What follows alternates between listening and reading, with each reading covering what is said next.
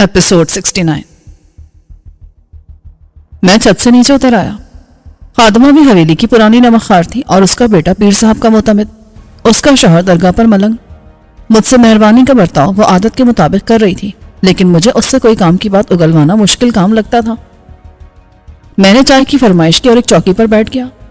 अम्मा, कब से चौधरियों की खिदमत कर रही हो? जब से होश संभाला पुत्र, हमारा तो यही ठिकाना है। तुम्हारा कोई अपना मकान है या जमीन? सब चौधरियों की मेहरबानी है, हम उन्हीं की खिदमत के लिए जीते मरते हैं। तुम्हारा शौहर मलंग क्यों हो गया? अल्लाह ने उसका दिल दुनियादारी से मोड़ दिया। अब उधर पीर साईं के डेरे पर पड़ा रहता है, अपना होश नहीं, कभी तो अपने कपड़े भी फाड़ देता है। पीर साईं कहते हैं इसको इसके हाल पे छोड़ दो। बेटे कितने हैं और बेटियां? बेटा एक यही है, बेटियां दो थी। एक की शादी चौधरी साहब के ड्राइवर से की थी, हवेली में रहती थी। शौहर के साथ हवेली से निकल गई, पता नहीं किधर गई। दूसरी इधर रही, मगर उस पर जिन आते थे, शादी नहीं हो सकी। वो बहुत खूबसूरत थी, जिन आशिक हो गया। मैंने मना किया था कि शाम के वक्त नहा के बाल खोले उस दरख्त के नीचे मत जा।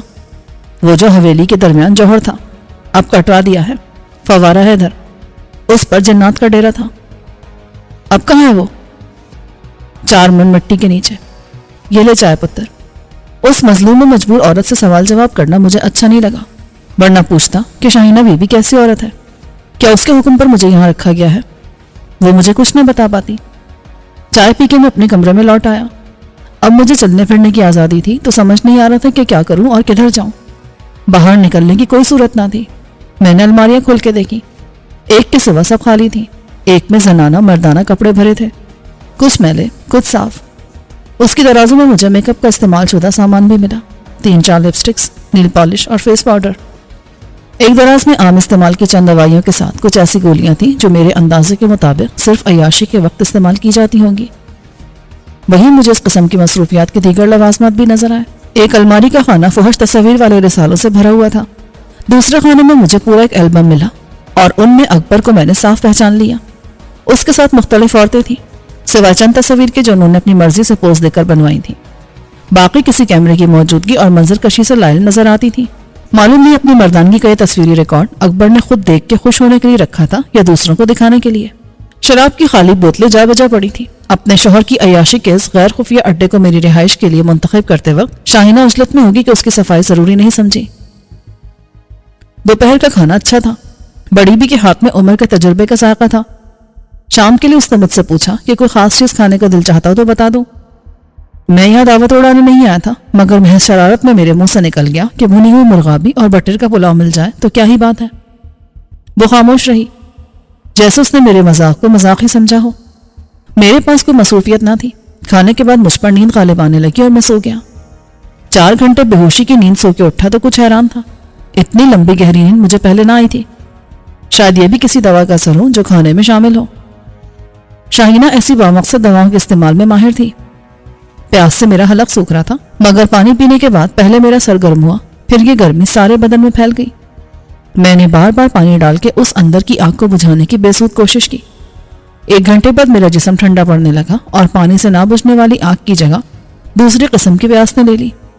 मैं दूसरे कमरे में गया और उन रिसालों की वर्करदानी करने लगा जो अकबर के ज़ौक़ व शौक़ की अक्कासी करते थे। फिर मैं बड़ी दिलचस्पी से वो प्राइवेट एल्बम देखता रहा जिनको मैंने पहले वाहियात करार देकर छोड़ दिया था। नहा के कॉफी पीने के बाद अजीब इस्तराबी कैफियत का मैं शिकार हुआ और एक कमरे से दूसरे कमरे में आता जाता रहा। फिर छत पर चढ़ गया और टहलता रहा। मेरा जी चाहता था कि सारे कपड़े उतार फेंकूं और किसी ठंडे पानी के तालाब में कूद जाऊं और तैरता रहूं, उस वक्त तक जब तक मेरे आज़ा शल ना हो जाए। मेरे वजूद में एक अनोखी सनसनी और इस्तराबी बल्कि हिजियानी कैफियत भर गई थी, जिसकी वजह समझने से मैं कासिर था।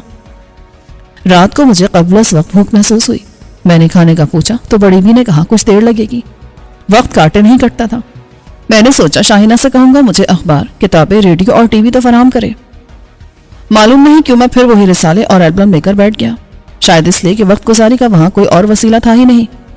बिलाखिर जब बड़ी बी ने रात का खाना मेरे सामने रखा तो मैं ये देखकर दम बखुद रह गया कि एक बड़ी डिश में सालिम भुनी हुई मुर्गी रखी है। दरहकीकत ये मुर्गाबी थी।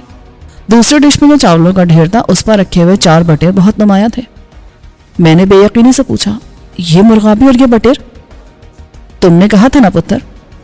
कहा जरूर था, लेकिन ये आए कहां से, कौन लाया? میرا بیٹا دے گیا تھا۔ نہر پر مرغابیاں اترتی ہیں جہاں وہ موڑ کاٹ کے دریا سے ملتی ہے۔ بٹیر ایک بندہ رکھتا ہے، فصلوں کے بعد آتے ہیں تو وہ پکڑ لیتا ہے۔ میں حیرانی سے سنتا رہا اور کھاتا رہا۔ پکانے والی کے ہاتھ میں ذائقہ تھا، نہیں معلوم میں کتنا کھا گیا۔ رات کو معاملہ الٹ ہو گیا۔ شاید میں دن کے وقت زیادہ سو لیا تھا کہ مجھے نیند نہیں آ رہی تھی۔ پھر وہی کیفیت ہوئی کہ مجھے لگتا تھا کہ میرے اندر آگ بھر گئی ہے۔ اسی کیفیت میں نامعلوم کیسے میں ساتھ والے کمرے میں گیا اور الماری کی تلاشی لینے لگا۔ خالی بوتلوں سے اٹھنے والی مہک مجھے اچھی لگی جو در حقیقت متلی پیدا کرنے والی شراب کی بو تھی۔ تھوڑی سی جستجو کے بعد مجھے کیسی بوتل ملی جس کا منہ بند تھا۔ اس کے وزن سے بھی اندازہ ہوتا تھا کہ وہ خالی نہیں ہے۔ نہ میں نے پہلے کبھی شراب چکھی تھی اور نہ اس کے ذائقے سے واقف تھا۔ معلوم نہیں مجھ پر کیا شیطان سوار تھا کہ میں نے بوتل کھول کے ایک گھونٹ حلق سے اتار لیا۔ میرے سینے میں آگ سی بھڑک اٹھی اور میرے دماغ میں آتش بازی ہونے لگی۔ میں اپنے آپے میں نہیں رہا۔ یہ جانتے ہوئے بھی کہ میں جو کچھ کر رہا ہوں غلط ہے، میں نے دوسرا گھونٹ بھی لے لیا۔ اس کے بعد میرا حوصلہ جواب دے گیا اور میں نے بوتل کو دیوار پر کھینچ مارا۔ میں نے کچھ رسالے نکالے اور اکبر کا البم لے کر لڑکھڑاتا وہ اپنے کمرے میں آ گیا۔ نہ جانے کب ان کو دیکھتے دیکھتے میں بستر پر اوندھا گرا اور سو گیا۔ وہ نیند سے زیادہ بے ہوشی تھی۔ رات کے کسی پہر میری آنکھ اس آواز پر کھلی جو دروازہ کھلنے سے قبضوں کی چرچراہٹ تھی۔ جب میں سویا تھا تو لائٹ آف نہیں کی تھی، لیکن اب کمرے میں اندھیرا تھا۔ مجھے احساس تھا کہ اب میری کیفیت پہلے جیسی نہیں ہے۔ میں نارمل اور ہوش میں تھا، اگرچہ جسم ٹوٹ رہا تھا جیسے میں نے سارا دن سخت مشقت کی ہو۔ میں نے آنکھیں کھول کے پوچھا، کون؟ جواب مجھے کسی نے نہ دیا، مگر مجھے تاریکی میں ایک زیادہ سیاہ وجود کے حرکت کرنے کا احساس ہوا۔ پھر وہ ہوا جو پہلے بھی ہوا تھا اور ناقابل فہم تھا۔ ایک جانی پہچانی مہربان خوشبو نے میرے حواس پر الغار کی۔ نورین، یہ تم ہو؟ اس نے سرگوشی میں کہا۔ ہاں، مگر تم لیٹے رہو، تمہاری طبیعت مجھے ٹھیک نہیں لگتی۔ ہاں، معلوم نہیں کیا ہو گیا تھا مجھے، اس وقت میں اتنی کمزوری کیوں محسوس کر رہا ہوں۔ تم یہاں کیا کر رہے ہو؟ مجھے نہیں معلوم میرے ساتھ کیا ہو رہا ہے اور کیوں۔ تم نے شراب پی ہے؟ کیوں خاور؟ پتہ نہیں، مجھے لگا کہ شراب ہی میرے اندر کی آگ بجھا سکتی ہے۔ یہاں ہو، میرے قریب۔ تم ہر بار آتی ہو اور میری پیاس بڑھا کے چلی جاتی ہو۔ وہ ہنسی۔ مجھے اندازہ ہے کہ تم کیسا محسوس کرتے ہو۔ اپنا ہاتھ دو۔ ہر بار کی طرح آج مجھے ترسا کے مت جانا، میں تمہیں چھونا چاہتا ہوں۔ اس کا نرم و نازک سرد ہاتھ میرے ہاتھ میں آ گیا۔ بہت محبت کرتے ہو نا مجھ سے؟ ہاں، پتہ نہیں کیا بات ہے، مجھے تم دنیا کی سب سے حسین عورت لگتی ہو۔ صرف تمہیں لگتی ہوں۔ وہ مجھ پر جھک آئی۔ نہیں، تم ہو۔ تم نے مجھے پاگل کر دیا ہے۔ میں نے اسے اپنے بازوؤں میں سمیٹ لیا اور وہ کسی مزاحمت کے بغیر مجھ میں سما گئی۔ اس عالم بے خودی میں اس کا نام میرے لبوں پر آتا رہا، نورین، نورین۔ یہ بھی فریب خیال تھا، خواب تھا لیکن پہلے سے زیادہ پرفریب۔ ابھی میں بیدار بھی نہ ہوا تھا کہ اس نے کہا، سلیم اٹھو، بہت سو لی ہے، صبح کب کی ہو چکی۔ پوری طرح ہوش میں نہ ہونے کے باوجود میں نے محسوس کیا کہ یہ نورین نہیں، شاہینہ کی آواز ہے۔ میں ایک دم اٹھ بیٹھا۔ تم؟ وہ میرے سامنے مجھ سے چند قدم کے فاصلے پر کھڑی تھی۔ صاف نظر آتا تھا کہ اس کے بال گیلے ہیں، مگر اس نے سنوار لیے تھے۔ ایسے کیا دیکھ رہے ہو؟ اب تو ہوش میں آ جاؤ۔ کیا اب بھی انکار کرو گے کہ تم مجھ سے محبت نہیں کرتے؟ رات بھر تو میرا نام لے لے کر مجھے یقین دلاتے رہے کہ تمہیں کتنی محبت ہے مجھ سے، کتنی اچھی لگتی ہوں میں تمہیں۔ یہ کیسے ہو سکتا ہے؟ وہ تو میں تم سے نہیں، نورین سے کہہ رہا تھا۔ وہ ہنسی۔ نورین سے؟ کون نورین؟ یہاں تو میں تھی تمہارے ساتھ۔ کیا تم نشے میں تھے؟ ہاں، میں نشے میں ہی تھا، شراب پی تھی میں نے۔ وہ کہاں سے آئی تمہارے پاس؟ دیکھو شاہینہ، یہ کھیل مت کھیلو میرے ساتھ۔ تم اچھی طرح جانتی ہو کہ یہ تمہارے اس شوہر کا عشرت قضا ہے جسے تم نے خود قتل کیا اپنے ہاتھوں سے۔ اس نے افسوس سے سر ہلایا۔ تم واقعی اپنے حواسوں میں نہیں ہو سلیم۔ پوری رات میں کیا کچھ نہیں کہا تم نے مجھ سے، میرا نام لے کر۔ تمہیں کچھ یاد نہیں؟ آخر تم کب تک دھوکہ دیتے رہو گے خود کو؟ کب تک انکار کرتے رہو گے کہ تم مجھ سے پیار کرتے ہو؟ کس کا ڈر ہے تمہیں؟ اب میں بے وقوفوں کی طرح اس کی صورت دیکھ رہا تھا۔ وہ شاہینہ تھی جسے میں نے نورین مان لیا تھا، اور شاہینہ اسی پر خوش تھی۔ کمرے میں لائٹ تھی لیکن باہر شاید صبح بہت دیر پہلے طلوع ہو چکی تھی۔ رفتہ رفتہ مجھے گزرے دن کی باتیں یاد آنے لگی۔ شک کی اب کوئی بات نہ رہی تھی۔ اس عیار عورت نے ایک سوچے سمجھے منصوبے کے تحت مجھے یہاں رکھا اور اپنے روایتی طریقے سے میرے اعصاب و جذبات، عقل و حواس اور دل و دماغ پر اپنا کنٹرول حاصل کیا۔ اس نے میرے اندر کے حیوان کو جگایا، یہاں تک کہ مجھے خود اپنے قول و فعل پر اختیار نہ رہا اور میں نیکی بدی میں تمیز بھول گیا۔ اب ایسے کب تک دیکھتے رہو گے مجھے؟ چلو اٹھو، مجھے بھوک لگی ہے۔ میری بے خودی کو اس نے اپنے حسن و شباب کا جادو سمجھ لیا تھا۔ جب میں باہر نکلا تو وہ ناشتہ لیے میری منتظر تھی۔ اس نے مجھے ستائشی نظروں سے دیکھا۔ کتنے ہینڈسم اور اسمارٹ لگ رہے ہو شاہینہ، تم یہ سب کیسے کر رہی ہو؟ میرا مطلب ہے کس کی مدد سے؟ اور کیا کسی کو معلوم نہیں؟ کیا معلوم نہیں؟ یہی کہ میں یہاں تمہاری قید میں ہوں اور تم میرے ساتھ ہو۔ سب سمجھتے ہیں کہ تم فرار ہو گئے ہو، اس نے پرسکون انداز میں کہا۔ مجھے یہاں کون لایا؟ جگہ تو اکبر کی ہے۔ وہ سب جو اکبر کا تھا اب میرا ہے۔ میں اس کو چیلنج نہیں کر رہا تھا۔ میں نے کہا، تمہارے دل میں کیا سوالات بے چینی پیدا کر رہے ہوں گے یہ جانتی ہوں میں۔ حویلی تو بڑے چودھری کی کہلاتی ہے مگر راج انور کا ہے، پھر میں اپنی مرضی سے سب کچھ کیسے کر لیتی ہوں؟ تو جواب یہ ہے کہ میں نے کبھی اکبر کی حاکمیت قبول نہیں کی جو میرا شوہر تھا، تو انور کی تابعداری کیسے کر سکتی تھی؟ بغاوت میری فطرت میں تھی۔ میرا باپ بھی یہ بات سمجھتا تھا اور میرے لیے پریشان ہوتا تھا، لیکن باپ کی حیثیت سے اس نے مجھے یقین ضرور دلایا تھا کہ جہاں تک ممکن ہوگا وہ میری مدد کرے گا، اور یہ اسی کی حمایت کا نتیجہ ہے کہ آج بھی میری خود مختاری برقرار ہے اور میں زندہ ہوں، کسی اساس جرم یا گناہ کے بغیر۔ میں نے پوچھا، دیکھو سلیم، جنگ کی کوئی اخلاقیات نہیں، نہ پہلے تھی اور نہ آج ہے۔ اس میں جائز ناجائز اچھا برا کچھ نہیں ہوتا، یہی بقا کے لیے ضروری ہے۔ کوئی جو مجھ سے بڑا گناہگار ہو، مجھ سے بڑا مجرم ہو، وہ مجھ پر انگلی اٹھاتا ہے تو اٹھاتا رہے، مجھے کوئی پرواہ نہیں۔ میں نے تو تم سے پہلے بھی کچھ نہیں چھپایا، اور سیدھی صاف بات یہ ہے، جب میری زندگی کی کسی کو پرواہ نہیں تو مجھے کسی کی زندگی کی کیوں فکر ہو؟ ایسی باتیں تم نے کہاں سے سیکھ لی؟ سلیم، تم میرے باپ کو جعلی پیر، دھوکے باز یا مجرم جو چاہو کہہ سکتے ہو، لیکن وہ انتہائی ذہین آدمی ہے۔ ذہانت کے بغیر وہ پیری مریدی کا اتنا بڑا بزنس نہیں چلا سکتا تھا، چلاتا تو فیل ہو جاتا۔ میں اسی باپ کی بیٹی ہوں، میری ذہانت کا وہ بھی قائل تھا۔ اگر تم میری بہن روزینہ کو دیکھو گے تو اس کی اور میری فطرت میں تمہیں زمین آسمان کا فرق نظر آئے گا۔ وہ ماں پر گئی ہے۔ باپ کا افسوس یہ تھا کہ میں بیٹی کیوں ہوں، بیٹا کیوں نہیں؟ بیٹا اس کی گدی سنبھال سکتا تھا، عورت سجادہ نشین نہیں ہو سکتی۔ وہ میری اولاد کو اس گدی پر بٹھا دیتا اگر اولاد نرینہ ہوتی۔ اب یہ آز بھی نہ رہی۔ اس کی ساری امیدیں اب انور سے اور روزینہ سے وابستہ ہیں کہ وہ اسے جانشین ضرور دیں گے۔ ایک بات پوچھوں، برا مت ماننا، پیر صاحب نے دوسری شادی کیوں نہیں کی؟ 4 تو وہ شرع کے مطابق کر سکتے تھے۔ کیا یہ بات تمہیں کبھی کسی نے نہیں بتائی کہ میرا ایک بھائی تھا جو مجھ سے بڑا تھا؟ میں چونکا۔ نہیں، کیا وہ مر گیا تھا؟ نہیں، 14 برس کی عمر میں وہ غائب ہو گیا تھا۔ اغوا ہو گیا تھا یا خود اپنی مرضی سے نکل گیا تھا، یہ مجھے معلوم نہیں۔ تمہیں بھی نہیں معلوم؟ نہیں، میں اس وقت 8 برس کی تھی، روزینہ 4 کی۔ اب وہ 30 سال کا ہوگا۔ گھر میں کسی کو بھی اس کے بارے میں بات کرنے کی اجازت نہیں تھی۔ مجھے اس کی صورت یاد ہے لیکن میں اور کچھ نہیں جانتی۔ تمہاری ماں نے بھی نہیں بتایا؟ ماں اس قسم کی پابند تھی جو شوہر نے دے رکھی تھی۔ وہ بیٹے کو یاد کر کے روتی ضرور تھی لیکن اس کا نام نہیں لے سکتی تھی۔ کیا نام تھا اس کا؟ قاسم۔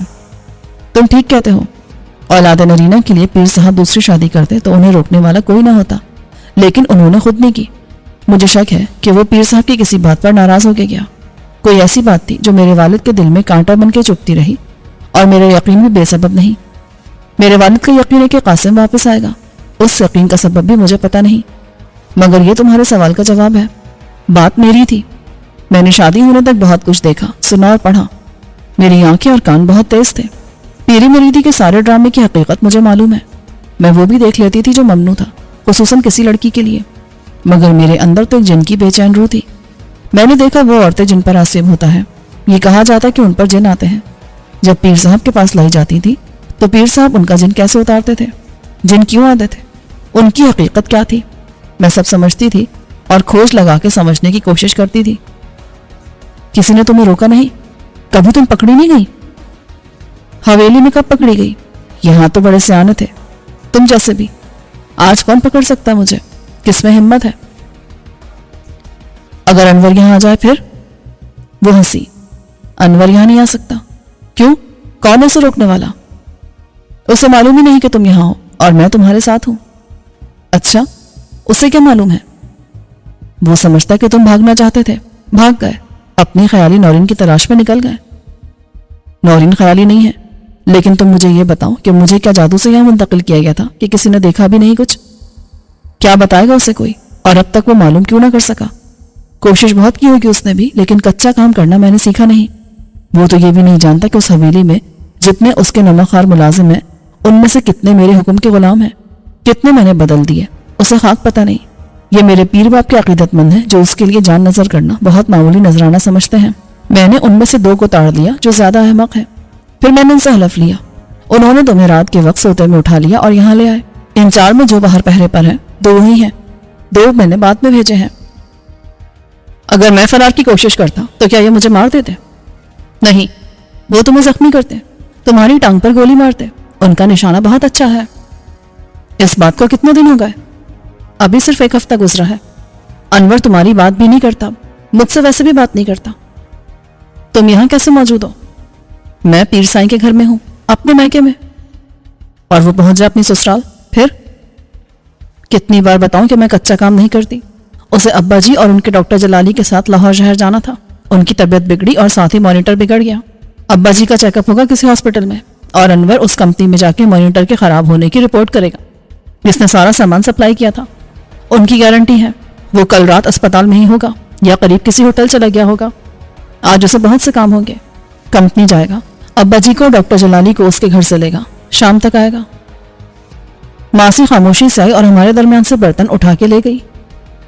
ایک بات بتاؤ، جب خدا نے تمہیں یہ حسن بے مثال اور ایسی قیامت خیز شباب کی رعنائی دی ہے تو پھر تم یہ سب کیوں کرتی ہو؟ کیا مطلب؟ میرا سارا بدن ٹوٹ رہا ہے، اب یہ مت پوچھنا کیوں۔ مجھے یہاں کھانے میں کچھ دیا گیا، معلوم نہیں وہ کیا تھا، تم جان بھی نہیں سکتے۔ اس نے میرے تن بدن اور جذبات میں آگ لگا دی، میرے ہوش و حواس کو مختل کر دیا، اور تمہارے آنے سے پہلے میں نے کیا الٹی سیدھی حرکتیں کی مجھے اندازہ ہے۔ اسی کا اثر تھا کہ رات میں نے تمہیں نورین سمجھا۔ یہ ضروری تھا؟ وہ میری آنکھوں میں آنکھیں ڈال کر بولی۔ کیا ضروری تھا اور کیوں؟ اپنی جیت کو یقینی بنانے کے لیے۔ میں ہار افورڈ نہیں کر سکتی سلیم، یہ پہلی اور آخری بار ہے کہ میں نے خود کو، اپنے غرور کو، اپنی انا اور خودداری کو داؤ پر لگایا ہے۔ تمہیں بدلنا ضروری تھا اور اس لیے تم نے وہ دوائیں استعمال کر لی۔